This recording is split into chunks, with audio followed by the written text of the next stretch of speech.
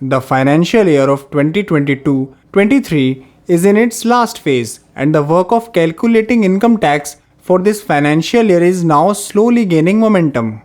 In today's video, we will discuss about the exemption and deductions available in income tax. With the help of this discussion, you can save thousands of rupees in your income tax. Let's start. Under section 1013A of income tax, an employee may claim exemption on house rent allowance, that is HRA. It is given in this section that the lowest amount out of the three amounts given below can be claimed as HRA exemption. The first amount is the actual amount of HRA received. It means that the total amount of HRA received in the salary is in the first point.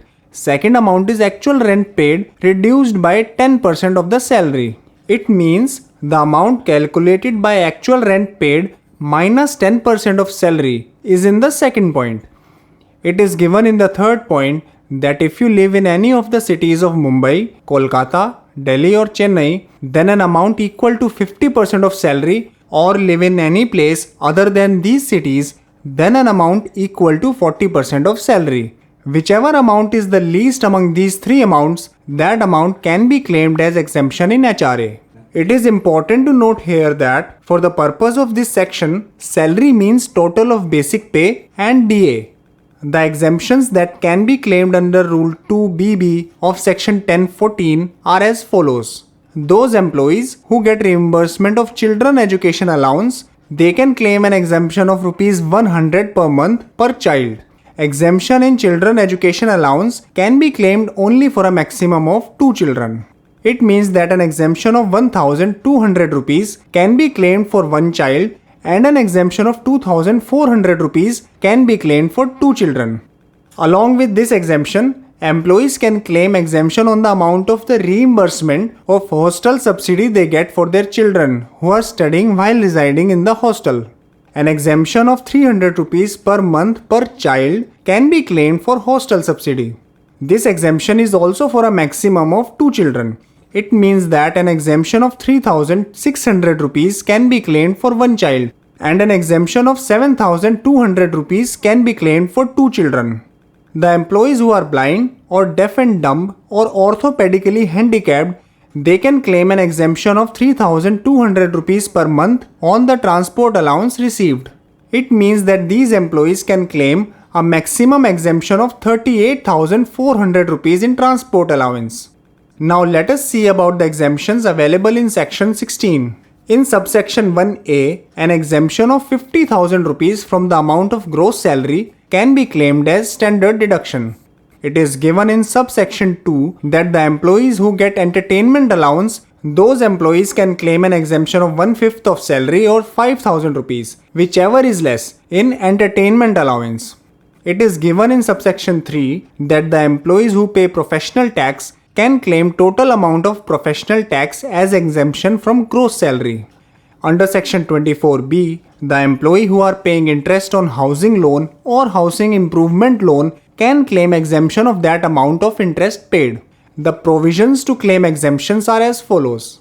It is given in the first point that if the house property is self-occupied, which means that the government employee is living in this property himself and a loan has been taken for the construction or purchase of this house, then a deduction of up to 2 lakh rupees can be claimed on the interest being paid on that loan. Along with this, if a loan has been taken for the repair of self-occupied house property, which is called housing improvement loan, then a deduction of up to 30,000 rupees can be claimed on the interest being paid on this loan. In second point, it has been given that if the house property is a let out, which means that the house property is given on rent and a housing loan has been taken for the construction or purchase of this property, then the total amount of the interest being paid on this loan can be claimed as an exemption. It is important to note here that no maximum limit has been imposed for exemption of interest in respect of such let out property. Let us see about the deductions available under section 80C, 80CCC and 80CCD1. Under section 80C, the items which can be claimed as deduction are life insurance premium, provident fund like GPF, EPF or PPF, contribution of CGE, GIS, subscription amount of certain types of equity shares, tuition fees, national savings certificate, amount of principal of housing loan and premium of Sukanya Samriddhi Yojana. In addition to these items, many other such items can also be claimed as deduction under Section 80C. A download link is given in the description below to see the complete list of items which can be claimed as deduction under Section 80C. Under Section 80CCC, deduction of an annuity plan of a pension scheme can be claimed. Under Section 80 CCD1, the employees who are covered under National Pension Scheme, that is NPS, can claim deduction of the amount of their contribution to NPS, called employees' contribution. It is important to note here that the combined limit of Section 80C, 80CCC and 80CCD1 is 1,50,000 rupees. It means that the total exemption that can be claimed in these three sections can be only for a maximum of 1,50,000 rupees. Under Section 80 CCD1B, additional 50,000 rupees can be claimed for deduction on the amount deposited in the National Pension Scheme, that is NPS. It is important to note here that the amount which has been claimed under Section 80 CCD1 will not be included in these 50,000 rupees. Let us remind you here that the employees who are covered under the old pension scheme can also open their account in NPS. And after making a contribution of 50,000 rupees in Tier 1 of this account, they can also claim an additional deduction of 50,000 rupees. Under Section 80 CCD2, exemption can also be claimed on the contribution made by the employer in National Pension Scheme. It is important to note here that the amount contributed by the employer to the NPS account is taxable and must be added to the gross salary. On this amount of employer's contribution, provisions of exemption are given in Section 80 CCD2. It is given in the first point that if the employer is central government or state government, then in this situation, deduction of an amount equal to 14% of salary can be claimed. It has been given in the second point that in the case of employers other than the central government or state government, deduction of an amount equal to 10% of salary can be claimed. Section 80D provides provisions for the deduction of health insurance premium and preventive health checkup. If an employee has purchased a health insurance policy for himself or his spouse, which means husband or wife, or for dependent children, then a deduction of up to 25,000 rupees can be claimed on the amount paid for the premium of health insurance policy or the amount of subscription to the health scheme of the government.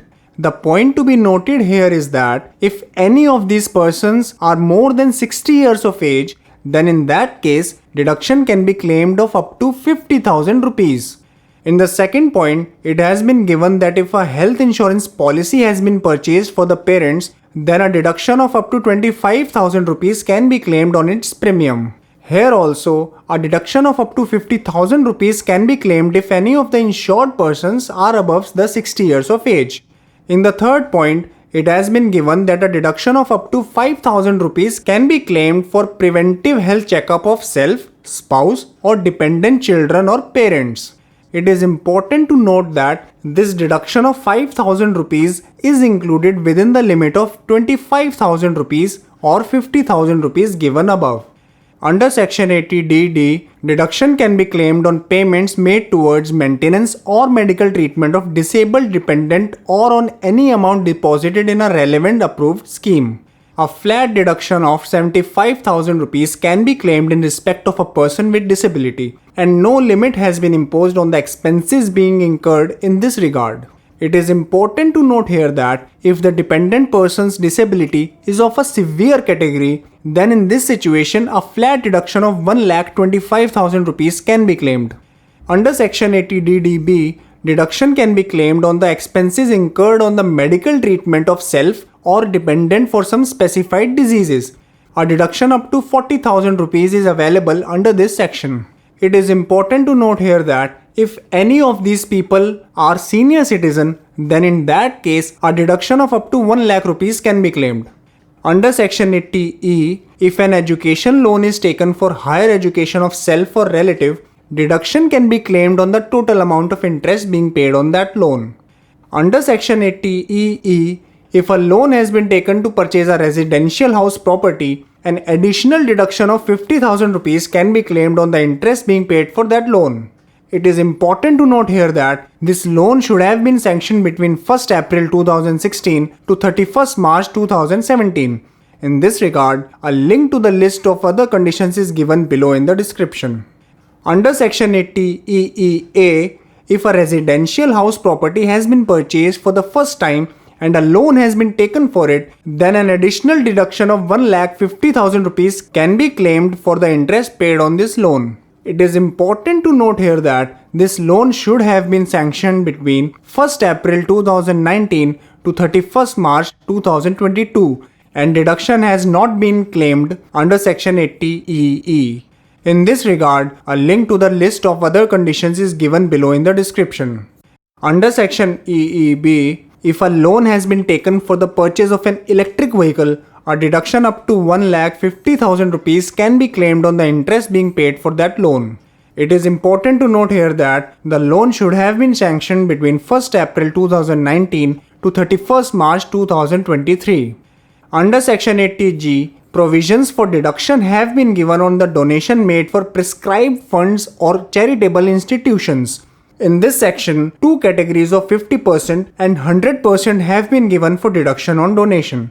The link of the list of prescribed funds for donation is given in the description below. It is important to note here that in the category of donation without any limit, the donation given in the form of cash has been allowed only up to 2,000 rupees. Under Section 80G, provisions have been given for deduction on the amount being paid as rent for house, that is, house rent. The provisions of this section are applicable for the people who are either self-employed or who do not get house rent allowance in their salary. In this section, deduction equal to the least of the three amounts given below can be claimed. An amount of rent paid minus 10% of the total income is given in the first point. An amount of 5,000 rupees per month has been given in the second point and 25% of the total income has been given in the third point. It is important to note here that amounts of long-term capital gains and short-term capital gains will not be included in the total income. Another important point to keep in mind is that the persons who want to claim deduction under Section 80GG, they are required to fill Form 10BA. Now let us see about the Section 80TTA and Section 80TTB. Under Section 80TTA, non-senior citizens, which means the persons whose age is less than 60 years, can claim deduction of up to 10,000 rupees on the interest they get on their savings bank account. Under Section 80TTB, senior citizens, which means the people whose age is more than 60 years, can claim a deduction of up to 50,000 rupees on the interest received on any type of deposit. Under Section 80U, disabled people can claim a deduction of flat 75,000 rupees in their gross income. But if a person has a severe category of disability, 80% or more disability, then such a person can claim a flat deduction of 1,25,000 rupees in his gross income. It is important to note here that any amount of expenses will not be considered for claiming deduction under 80U, which means that disabled people can claim deduction under Section 80U even without any expenses. That's all for today's video. See you again in the next video with another useful information. Namaskar.